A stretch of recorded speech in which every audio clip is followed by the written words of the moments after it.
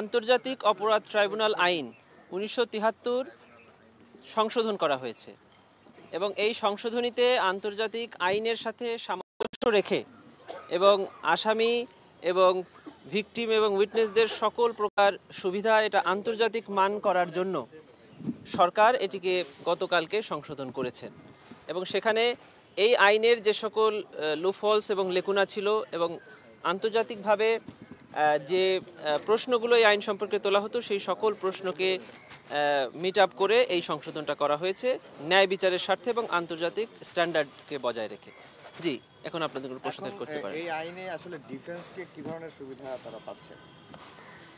এই আইনে এর আগে ডিফেন্স কাউন্সিলদের জন্য আলাদা কোনো সেকশন ছিল না, এখন ডিফেন্স কাউন্সিলসের জন্য একটা স্পেশাল সেকশন করা হয়েছে এবং অ্যাকিউজডের রাইটসের ব্যাপারেও স্পেশাল একটা সেকশন করা হয়েছে। সেকশন 17 আপনারা দেখবেন যে আগে সেকশন 17-এ শুধু আসামির একটা স্টেটমেন্ট দেওয়ার সুযোগ ছিল, এখন এই সেকশন 17-কে একটা ব্রড আকারে করা হয়েছে যেখানে একজন আসামি তার সকল প্রকার সুযোগ এই সেকশন 17-এর অধীনে পাবে।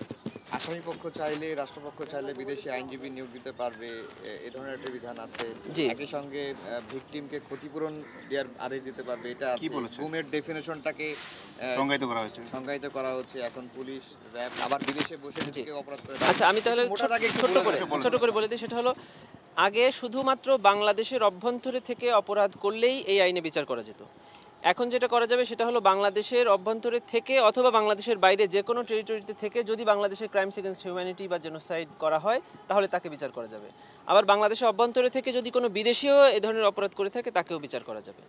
আগে আইনের সংজ্ঞায় টর্চার, কনফাইনমেন্ট অ্যান্ড অ্যাবডাকশন সব মিলিয়ে গুমের একটা ব্যাখ্যা ছিল। এখন আন্তর্জাতিক আইনে যেটা আছে সেটা হলো ফোর্সফুল ডিসঅ্যাপিয়ারেন্স, সেই সংজ্ঞাটাকেও এই আইনের মধ্যে সংযুক্ত করা হয়ে এখন গুমের জন্য স্পেশাল বিচার এখানে করা যাবে। এবং আন্তর্জাতিক আইনের যে ব্যাখ্যা এই অপরাধের ব্যাপারে দেওয়া হয়েছে রোম স্ট্যাটিউটে স্পেশালি, সেটাকে এখানে অ্যাজ ইট ইজ ইনসার্ট করা হয়েছে।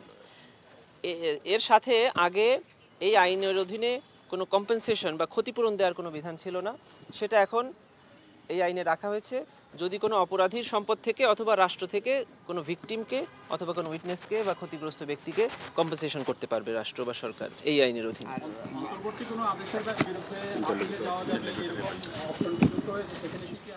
সেখানে বলা আছে যে এই ট্রাইব্যুনালের অধীনে অন্তর্বর্তী কোনো আদেশ যেটা কন্টেম্পট অফ কোর্ট এখানে ছিল সেটার এগেইনস্টে অ্যাপিলেট ডিভিশনে অ্যাপিল করতে পারবে যে কোনো ক্ষতিগ্রস্ত ব্যক্তি।